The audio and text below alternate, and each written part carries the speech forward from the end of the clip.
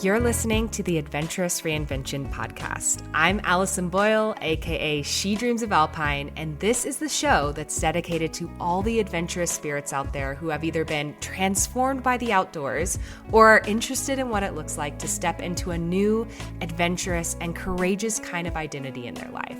It doesn't matter what your background is in the outdoors, what age you're starting at, or where you grew up.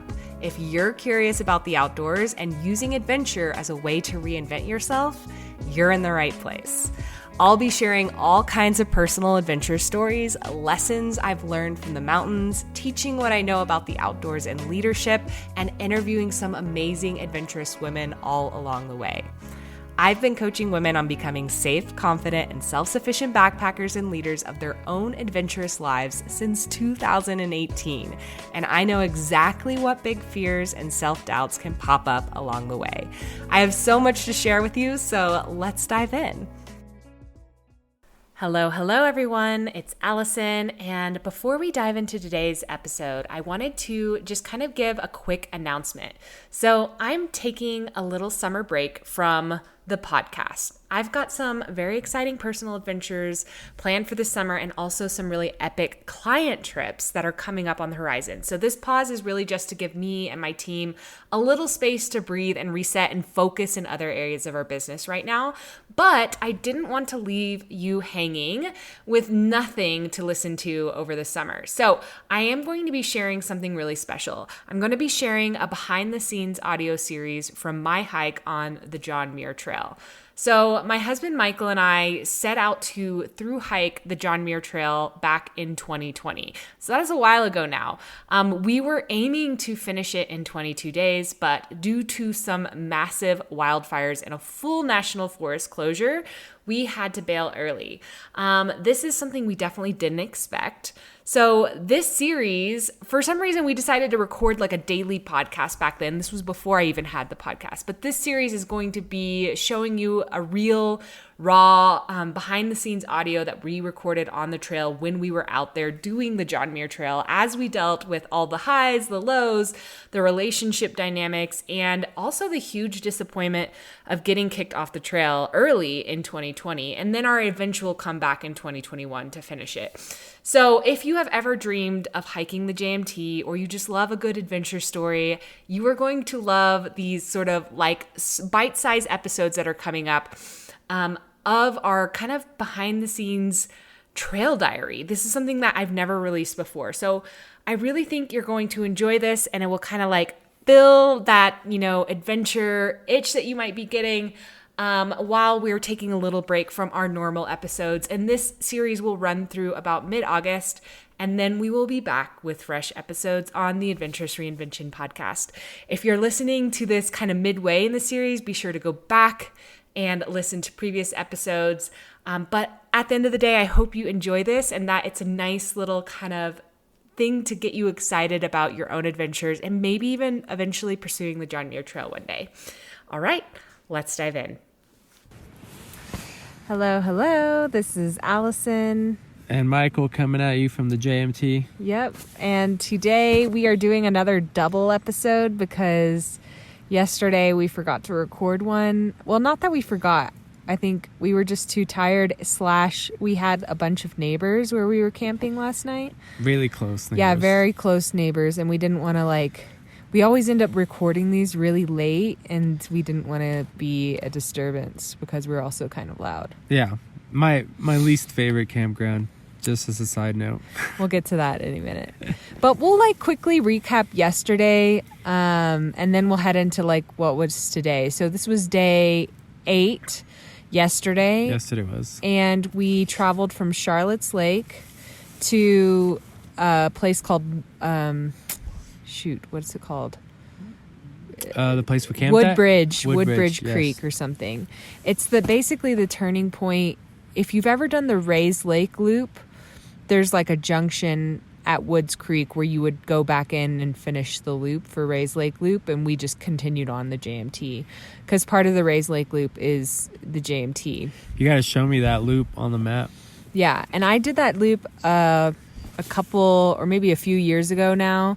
We actually have a trail guide going to be coming up on She Dreams of Alpine soon on the Rays Lake Loop, because it's a really, really awesome, like 3-night, 4-day backpacking trip that you can do out here. And what's cool about it is that you enter from the west side of the Sierra Nevadas instead of the east side. Yep. I didn't know that. Well, and it seems to be a popular one too. I know that yesterday was still we were still in Labor Day weekend. Yeah, it's been kind of busy. There's been lots of people because it's Labor Day weekend, but yeah, but still nothing crazy. I mean, yesterday there was lots of people. You just see more people on the hike, and weirdly enough, that campground had a lot of people, and it must be because of that loop. Yeah, because today, where we're staying, currently recording this, there's absolutely nobody else. Yeah. So, yesterday, I think besides, I guess if I were to give a quick recap of yesterday, it's we had most of our uphill at the beginning in the first 3 miles, and it was about 1,500 feet of gain, and we went over Glen Pass. That was our big pass that we had to go over yesterday. Yeah. And then the rest was 9 miles of downhill from the top of Glen Pass. So the pass was bottom. Right out of the gate. And since it wasn't that much elevation gain, it felt pretty quick. At least it just felt like it only took a quarter of the day. Yeah. So it did feel like we went downhill forever, which, it's easier, but I feel like it beats my toes up a little bit more. Yeah. Going downhill. Well, and yesterday just felt long. Actually, the last couple days have felt really long. Yeah. But we did take an hour and a half break at Rays Lake because Michael got really excited. Everybody's been telling him that Rays Lake is beautiful, which it is. It is really beautiful. He really wanted to fish there. And do you want to tell them about what new fish that you caught? So I finally caught something that wasn't golden trout. Not that there's anything wrong with that, but I thought for a minute that that's all I was going to be catching up here, because golden trout seem to be alpine trout or high altitude. You're such a tease. Tell them what you caught. Rainbow. Yeah, trout. Got a rainbow trout. But since, again, I'm new to this, I had to look it up. I just remember catching one and being like, oh, this is cool. It's silvery almost, and they glisten in the sun. And I feel like when I've seen photos or videos of people catching gold, they don't look that interesting, but in person they look really cool. You were like, babe, grab my camera, babe, get my camera. I know, I needed you there, and you've let me down. I was reading. It was just a beautiful lake, and the fact that it had new fish was kind of cool. Yeah. I'm talking, by far, it was my favorite lake so far. But we ended up hanging out at the beginning of whatever we were race the upper/middle. We were at the intersection of those two lakes, which we hit first. And then later on it opens up, and it's still beautiful, but it kind of looks like a lot of other lakes. But that particular area we were at was where these two lakes meet, and there's a little river that connects the two, literally no bigger than 20 yards. Mm-hmm. So we were kind of in this cool little junction where these bodies of water meet, and the water was super blue and clear, and you could see pretty deep. It was just a cool, and then there's the islands. There's a couple of islands on Rays Lake. And apparently yesterday was you can fish without a license day. Yeah, I forget what they told me it was called. But I didn't fish. Yeah, I'm not that. I don't really care about fishing that much. I'll just be honest. I like to eat fish. Yeah, so there's this couple there, and the guy told me he was letting his girlfriend or whatever fish, and he noticed I was with you, and he said hey, if your girlfriend or friend or whatever doesn't have a license, they can fish for free. And I was like, oh, that's cool. But and he tried to get me fish, but I just wasn't that interested. Yeah, I asked. Also, I wasn't trying to get you to. I was deep into East of Eden, and it was getting good. You were deep on your book. I was being a nerd, which is fun. And then we like, I think from Rays Lake, we had 7 miles to get to the Wood Creek Bridge. And I felt like that hike was really beautiful, but then, like, also just felt so long. We just felt like we were going downhill forever. Yeah, the beginning was all that Rays Lake portion. Oh, and Arrowhead Lake and Dollar Lake, which... That's all beautiful. Which Dollar Lake has special memories for me because the first time I did Rays Lake Loop was with my best friend Ashima and our friend Jacob. And we got to Dollar Lake, and at the time, this song was super popular. You know, the one that's like, I need a dollar, dollar, dollar, that's what I need. Hey, hey. Yeah. So I played that song in memory of Ashima because we sang that song the whole time. And when then we that was passed stuck it. in my head the rest of the Yeah. day. So yeah, that's all awesome. And but eventually it just starts dropping into the forest, down to that Woodbridge. Yeah, you And- drop so much that you're just like, oh my gosh, I'm going to have to come back out of this soon. It's like, that's the only thing that sucks about downhill. Like, it's a nice reprieve, but then you know you're going to pay for it, which we did today. And then we like had this couple that we let pass probably like 15 minutes away from camp. And then we get there and they like snatched one of the last sites. And so we had to like camp next to, literally like shoulder to shoulder with this other people, which is why we were so close to them. It was fine, but we were just really tired and then like kind of grumpy because we were also hungry. We've been hungry. And I still keep getting heat rash at the end of the day. It keeps getting bad. Yeah, your heat and rash. I keep having to like soak my legs in the river water, and seems to help. that does help. And then in the morning it like is mostly gone, and then by the end of the day it's back again. It's like this, it's totally manageable though. Like it's not one of those things that's gonna like kick you off the trail, but it's just annoying. Yeah, and it came back today as well. I mean, it's something that we have Even to though I keep put an eye like on. sunscreen on like 3 times today, 3 times. still came back. Did you put some water on your legs today? I did. Yeah, I soaked my legs today. it's a shame, but at least it's not like, so far it's not something that it's gonna stop you from walking or whatever. But it anyways, sucks. today we left Wood Creek's bridge and basically climbed out of our hole. So it's called Wood Bridge because there's literally there's like bridge. a cool little wooden bridge that you get to cross. It's like a suspension. Yeah, it's a suspension bridge with like these wooden frames at either end, and then the rest are these really thick wire suspension cables.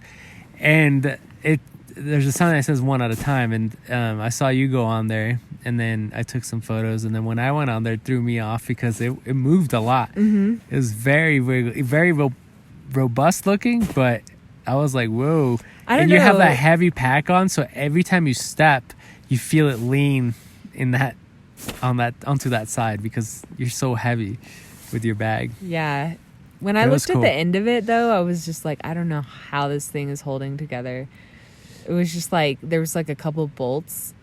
Anyways, I'm sure it's very structurally sound. You're an engineer. You should know. I'm not a civil engineer. Oh my gosh. There's still a big difference. That's obvious. Okay. Anyways. So then basically we climbed for 7.7 miles. It was uphill for 7.7 miles the whole day. And we didn't really know in advance because we kind of have changed our itinerary a little bit from what I originally planned. We're going to be back on track in a couple days, but because we did that shorter first day to Charlotte's Lake, we're kind of like making up for it. So I didn't know how much gain we were supposed to have today, and it ended up being like 3,600 feet of gain. It's our biggest day yet. Yeah, our biggest day yet, and we still hiked about 12 miles even when we got to this camp, which we're at South Fork. It's South Fork of Kings River, I think. It's just a tiny little campsite spot near a little river. Yeah. And it's really nice, though.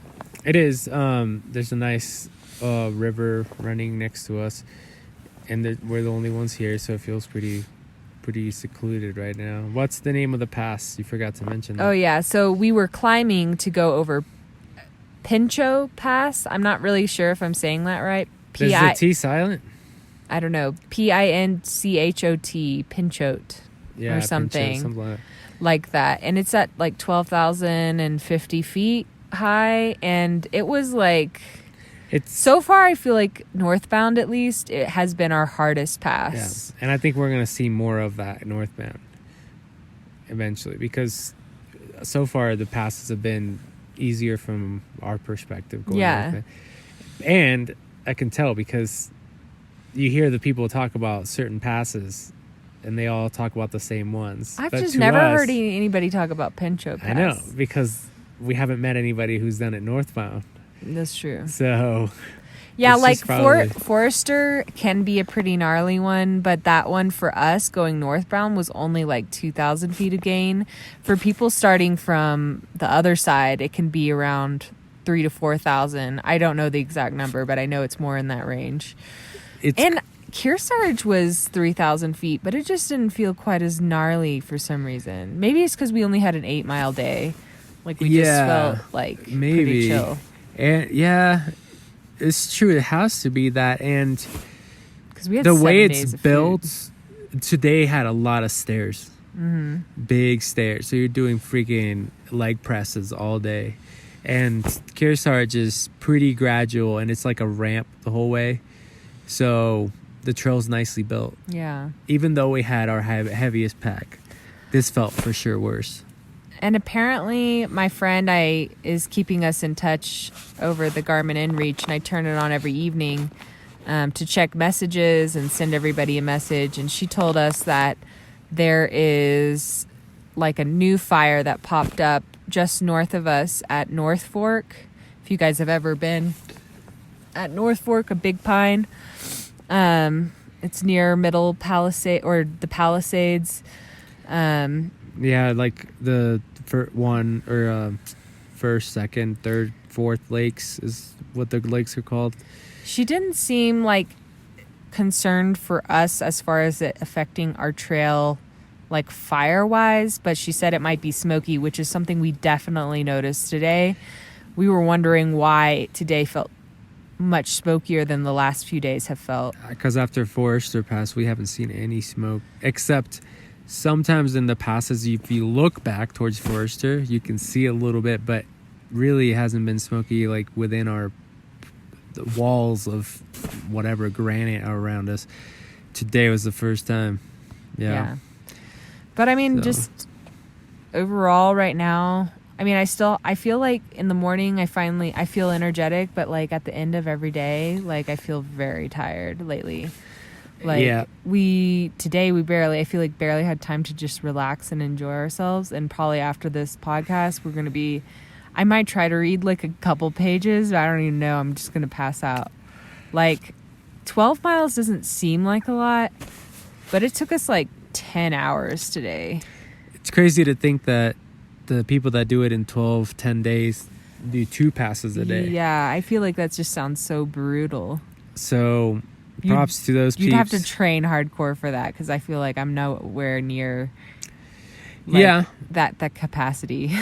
Yeah, I mean, also, if you want to somewhat still enjoy it, definitely that's the training, because you could probably get through it and just freaking hate life. I just feel like, I would hate life. It's just, me and you aren't strangers to type 2 fun, but I don't think we've ever done something that took 10 to 12 days for it to be for you to reap the rewards. Usually it's like one day of gnarly BS, like sketchy, and then beers in the evening. Yeah, and then that same day at least you get to like be like, oh, that was fun, in after the fact. But 10 to 12 days to get to that. But for me, this is already like I don't know if I ever want to do the JMT in 10 days. I will just admire the people that do that. I feel like I certainly would do that on a trail that I've done before, because if it's something I haven't done before, you're not gonna get to enjoy it. Here's what I'm thinking. Like, well, okay, no, you're different. Maybe you would do it, but like I remember when we were younger, like 4 or 5 years ago when we still had corporate jobs, I was talking to you about doing it in like 10 days. Yeah, because we only had that much vacation, and I was like really wanting to do this trail so bad, and I was like, this is the only way we could do it is in 10 days and not have to give up all of our vacation. But now we might have ended up doing it. I just probably wasn't as enthusiastic about it. But I'm just saying, like now that I'm 30, I feel like I'm just like more into enjoying my adventures a little bit more instead of suffering. Like I'll still suffer a little, and there's still suffering in these days that we're doing. Like we're so sore and our back aches and my shoulders hurt and I'm getting like fucking heat rash. Yeah. And so there's plenty of suffering already. I just don't feel like a need for pushing it over the limit, I guess. Yeah. Yeah, you do it for a different reason.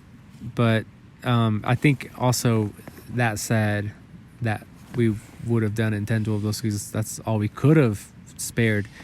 That's the reason most people do it in 10 to 12 days because that's all they have to spare vacation-wise. So, I mean, there's something to be said that there's still... And maybe your pack would be a little lighter, but... Yeah, which would help. Yeah. But I am going to I'm hoping to interview one of our friends, or new friends that we met that did do it in 12 days. So we'll get the scoop from her. We got to have lunch with them what it was like the day before they left, and they finished, I think, the day before we started. So we haven't really gotten to sit down and talk to them. And like you said, they're newer friends that we met them in person for the first time that day. But they seem like a very nice couple of friends, and I can't wait to hear their experience. Especially now that we're in the middle of it all. Yeah, it's gonna be exciting. If we were gonna be done in 12 days, though, we'd almost be done. We'd have like 3 more days. Yeah. Wait, 3 more days, and we'd probably be legless. We are almost at our halfway point. Today was day 9. Ooh, we hit double digits tomorrow. Yeah, day 10. Yeah, day 10. And then day 11 will be our halfway. And looking at a map, we still feel like we have so much left to do. Yeah, you showed me that map today. It was pretty sad in a way. It's bittersweet. Oh my gosh, today though, we should tell them that like pretty much all day, it was like our longest day of hiking yet, and all we did was like torture ourselves and talk about food that we were dreaming about. Yeah. It was just like every time I would catch up to Michael, I'd be like, if you could have anything in the world right now, what would you have? Or I was like, if you were getting executed, Timona, what would you have? We were having what was your answer? For if it was my last meal? Mm-hmm. My grandma's cooking a particular food she makes for me, Puerto Rican food. And for dessert, I also threw in, I think, you said another... like a pizza. And you said pizza empanadas and pizza. I started going off. Yeah, you went crazy. But then if I had to only pick one... No, you just tell them the whole thing. It would be my grandma what else thing.